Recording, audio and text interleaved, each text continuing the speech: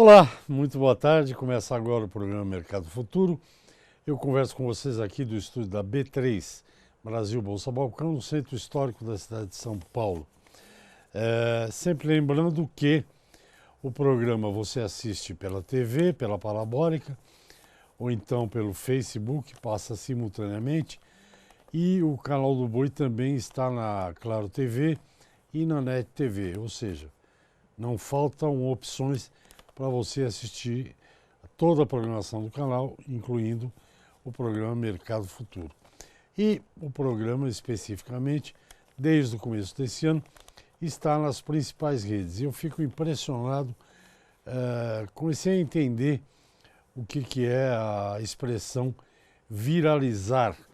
É impressionante, o programa Mercado Futuro está nas principais redes. Se você entrar ali, www.programamercadofuturo.com.br, à esquerda do seu vídeo, um pouquinho mais abaixo de uma foto minha, tem lá todos os símbolos do Facebook, do Instagram, do LinkedIn, do Twitter, do YouTube, todos os sinaizinhos, né, o passarinho e tal. Dali você clica e vai acompanhar o programa Mercado Futuro em todas as redes. Os comentários que eu faço, que são pequenos, não são entrevistas, mas também tem as entrevistas que ficam armazenadas no YouTube, comentários, textos, enfim, você pode acompanhar tudo que ocorre dentro e fora aqui do estúdio. Agora, se você der um like, então eu vou ficar muito feliz, né? Porque eu tenho acompanhado e tem aumentado significativamente o número de pessoas que têm acompanhado o programa Mercado Futuro. Vamos em frente, tem muito espaço para crescer ainda. Bem, esse programa tem dois motivos, dois assuntos principais. Um deles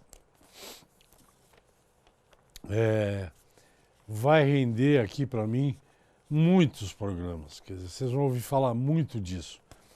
Depois de 20 anos, 2 décadas, conseguiram no último fim de semana, aí, no final de junho e começo de julho, assinar um acordo entre o Mercosul, que são os países Brasil, Argentina, Paraguai e Uruguai, e a União Europeia. Este é um acordo absolutamente histórico e eu vou falar dele já já para vocês. O outro assunto é o seguinte: nesta semana, primeira semana de julho, o programa Mercado Futuro, esse que você está assistindo, a primeira vez que ele foi ao ar foi no dia 1º de julho de 2002. Portanto, se você fizer uma conta ali, botar 2002, sinalzinho de menos, embaixo botar em cima, 2019 menos 2002, você vai ter o resultado de 17. São exatamente 17 anos que o programa Mercado Futuro está no ar, aqui dessa bolsa.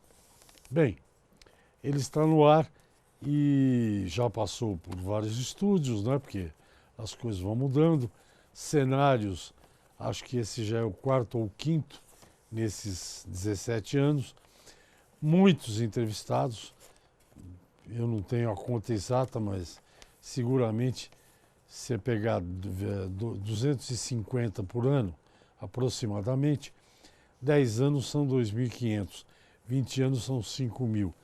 17 anos, eu devo ter entrevistado aqui para vocês umas 3.500, 4.000 pessoas, o que não é pouco. Então eu e meus entrevistados aqui, já falamos de muitas coisas, eu aprendo muito, imagino que você também, novas ideias, novas tecnologias, alguns erros, eventualmente, que acontecem, e tecnologias que prometem muito, mas não cumprem. Enfim, passei eu e você, meu telespectador, por muitos mares e muitas coisas. Em termos de horas de gravação, a coisa é um absurdo, porque são milhares e milhares de horas de estúdio para conversar com você e para levar essas mensagens para você. Eu tenho alguns dados, Na verdade não é uma comemoração, é uma espécie de contar algumas coisas de bastidor para vocês. A maneira como são escolhidos, como eu escolho os entrevistados, não é necessariamente por assunto, mas pelo que acontece no mundo rural e no mundo econômico. Na verdade, eu considero esse programa um programa de economia, porque a agricultura também é economia. E o agro tem mostrado seu poder, sua força na economia, com alguns dados que eu tenho aqui de cabeça e posso contar para vocês. Por exemplo, no início do programa Mercado Futuro, que não era aqui, era em outro lugar, num outro estúdio, aliás era no mesmo andar, mas era em outro lugar, só para vocês terem uma ideia de como as coisas acontecem. Na época, o bushel da soja em Chicago, que é onde se faz o preço dessa commodity que o Brasil hoje costuma ser o primeiro produtor, o primeiro exportador, brigando ali com os Estados Unidos. A disputa é milimétrica, um ano é um, outro ano é outro, um ano é um e por aí vai. O bushel de soja na Bolsa de Chicago, a famosa Chicago Board of Trade lá, uma das principais bolsas do mundo, ele valia, eu acho que até menos de, valia uns $4 por bushel, 4,5, 5. Para vocês terem uma ideia, no decorrer dessas praticamente quase 2 décadas, o bushel da soja chegou a quase $11 e hoje está navegando aí entre 9,5 e 9,40, que é um período em que, neste momento, há um estoque razoável de soja, safra cheia no Brasil. Parece que os norte-americanos terão um problema na safra deles, que será colhida agora em novembro. Então, muito provavelmente, o Brasil voltará a liderar a produção e exportação de soja novamente. O grande cliente hoje do Brasil é a China. Em 2002, 2003 não era. Em 2002, 2003, o Brasil vendia mais soja para a Europa e outros países, para o Egito, enfim, para outros países e principalmente para a União Europeia. Isso pelo lado da soja, mas tem muito mais coisa para comentar com vocês.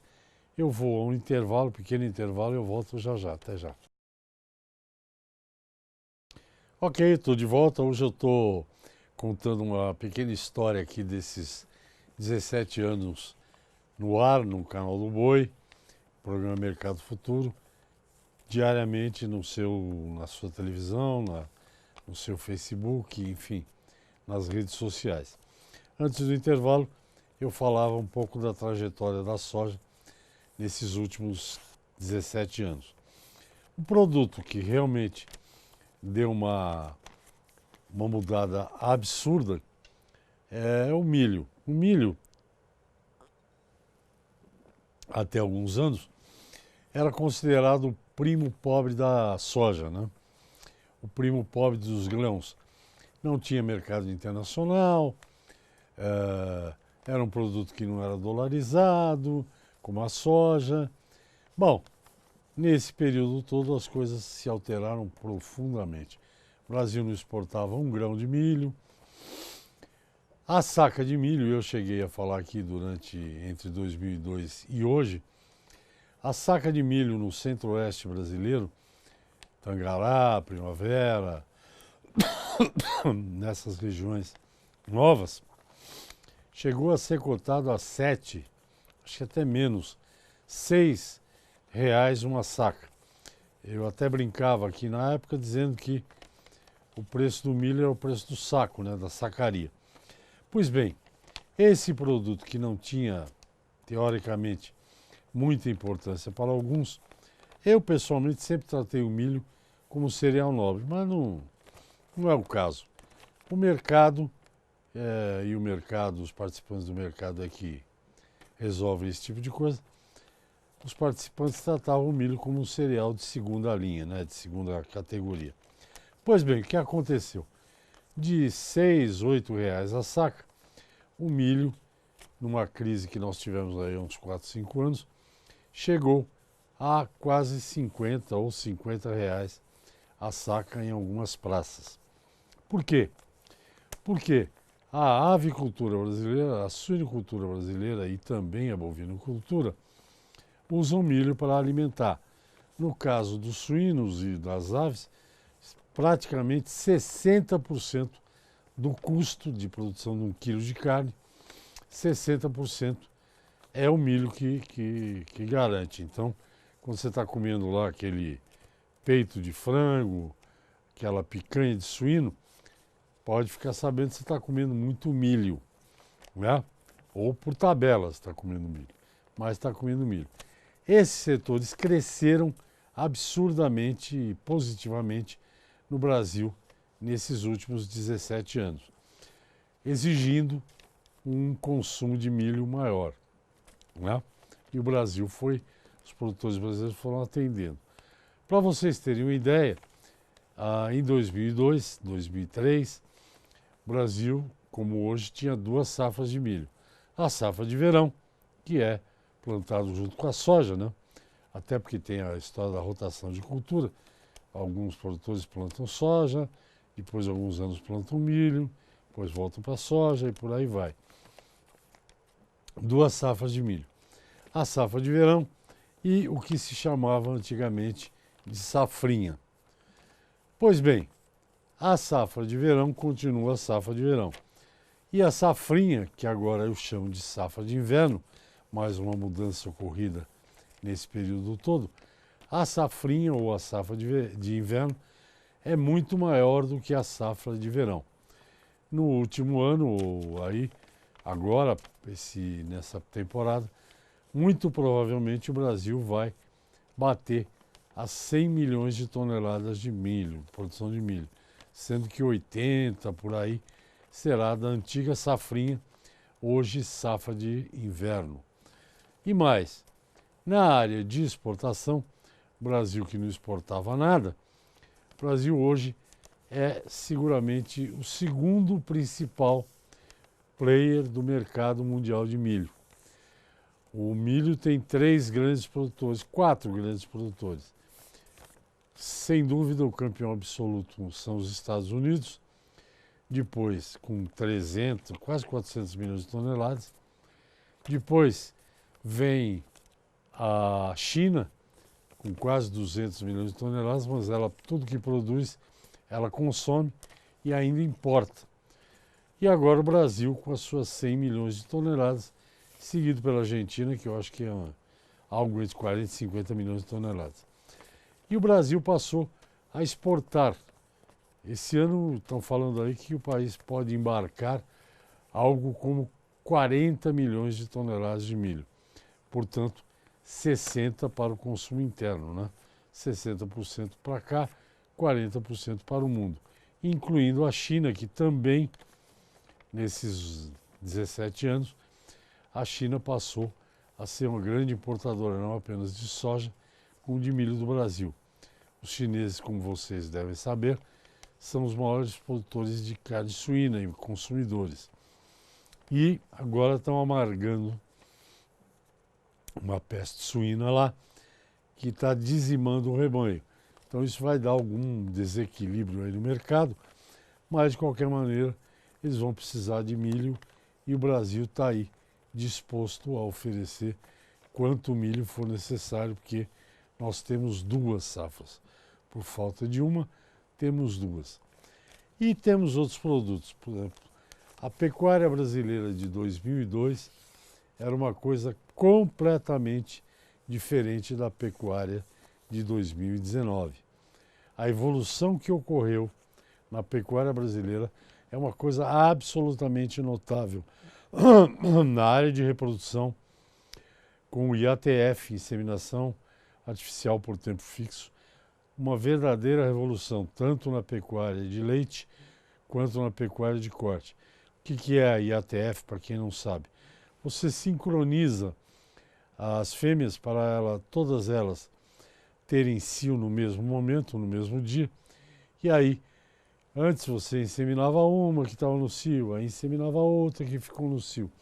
Hoje, você insemina centenas ao mesmo tempo. Não vou dizer milhares para não exagerar, mas você insemina todo o rebanho em 2, 3 dias através da sincronização do cio. Imagine isso que significa em manejo, economia, eficiência, pois a ETF não existia, ou pelo menos se existia, era numa escala muito pequena quando esse programa foi criado e foi ao ar em 2002. E a ETF é uma coisa. Outra revolução tecnológica brasileira, criada aqui por técnicos brasileiros. IATF já falei, e Integração Lavoura, Pecuária, Silvicultura. Hoje, antigamente o produtor tinha pecuária, ponto final. Hoje ele pode ter, na mesma área, pecuária, produção de grãos, produção de pastagens, produção de madeira, tudo isso ao mesmo tempo. Essa evolução é inacreditável que isso tenha acontecido em menos de 20 anos.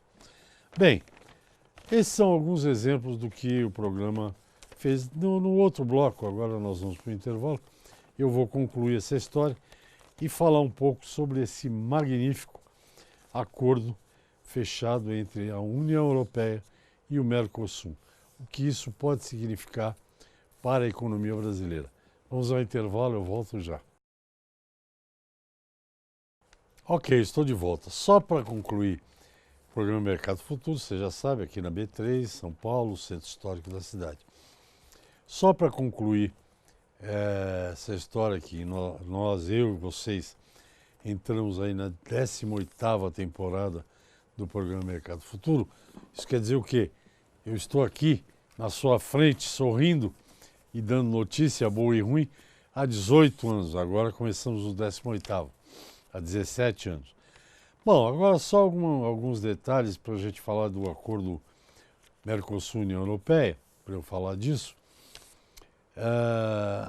Durante esses anos todos, muitas perguntas chegam sobre detalhes do que acontece aqui no programa, na frente e principalmente atrás das câmeras, que acontecem sempre coisas muito interessantes, algumas vezes muito engraçadas. Bem, de um modo geral, não é nenhum mar de rosas, não é isso aqui.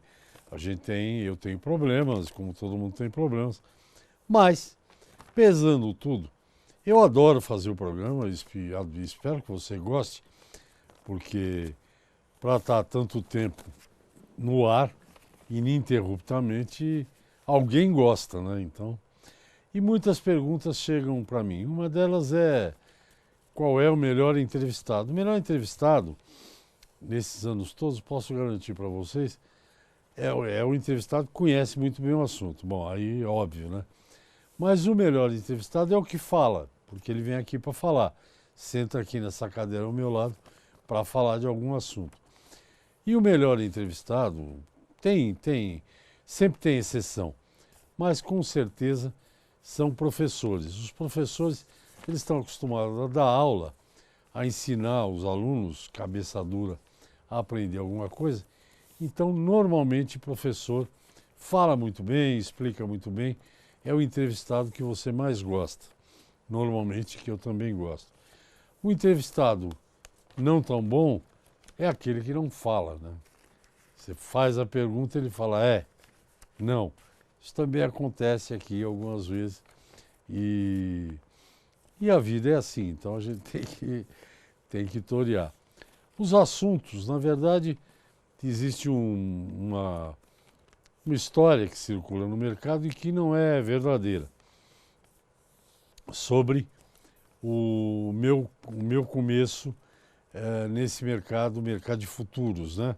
Mercado de bolsas, derivativos, que foi como começou esse programa, falando de mercado de bolsa, de hedge, swap, mercado contrato de opção, enfim, esses assuntos que eventualmente, que de vez em quando eu abordo com vocês. E o pessoal acha que eu sou muito chegado no mercado de café. E não é verdade. A verdade é que quando eu tomei contato com os mercados futuros, que eu achei que era uma coisa muito interessante na época, porque o produtor brasileiro planta bem, colhe bem, cuida bem, ele só não sabe vender bem. E os mercados futuros, vou dizer isso aqui pela enésima vez, eles oferecem ferramentas para que você diminua o seu risco, né? Você pode vender antecipadamente, até antes de plantar, como fazem os produtores de algodão no Brasil. O produtor do algodão no Brasil já está vendendo a safra 2021, 2022. Eles vendem primeiro com ferramentas do mecanismo de mercado futuro, antes mesmo de plantar, de comprar adubo defensivo, etc. É uma maneira de diminuir seu risco. Então, o mercado futuro começou por aí. Mas eu, pessoalmente, comecei a mexer com o mercado futuro muito antes aqui de estar no estúdio da B3. O primeiro produto que me chamou a atenção não foi o café, como muita gente pensa. Foi a soja. Lá para muito tempo atrás, que eu não sei nem quando foi, eu trabalhei na Associação Brasileira das Indústrias de Óleos Vegetais, a Biov, como assessor de imprensa, e a Biov, o principal produto é soja. Então, café me deu muita encrenca, ação judicial e tal, porque o café mexe com gente muito melindrada. Não todos, mas muitos se acham ainda barões do café e o baronato já acabou faz tempo. Bem, antes que o tempo acabe, eu tenho que falar do... O Brasil finalmente assinou o Mercosul, o Brasil faz parte, é o principal país. O Mercosul assinou um contrato com a União Europeia.